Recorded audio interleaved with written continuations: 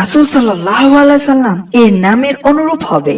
যেমন মুহাম্মদ বিন আব্দুল্লাহ আল হাসানি বংশ পরম্পরায় হাসান বিন আলী রাদিয়াল্লাহু তাআলা আনহু পর্যন্ত পৌঁছাবেন। ইবনে সাউদ থেকে বর্ণিত, নবী করিম সাল্লাল্লাহু আলাইহি সাল্লাম বলেন, পৃথিবীর জীবনে একটি মাত্র দিন যদি অবশিষ্ট থাকে, তবে সেই দিনটিকে আল্লাহ দীর্ঘ করে আমার পরিবার স্তর একজন ব্যক্তিকে প্রেরণ করে ছাড়বেন। তার নাম আমার নাম এবং তার পিতার নাম আমার পিতার নাম সাদৃশ্য হবে।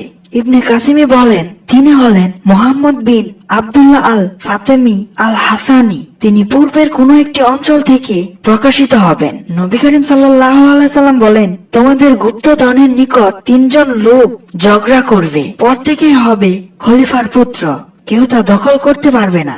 অতঃপর পূর্বের দিক থেকে কালো পতাকাধারী একদল সৈনিক আসবে, তারা ব্যাপক হত্যাকাণ্ড চালাবে। তোমরা যখন তাদেরকে দেখতে পারবে, তখন তাদের নেতার হাতে বায়াত করবে, যদিও বরফের উপর হামাগুড়ি দিয়ে উপস্থিত হতে হয়, তারপরও তোমরা আসবে, কেননা তিনি হলেন আল্লাহ তাআলার খলিফা মাহদী।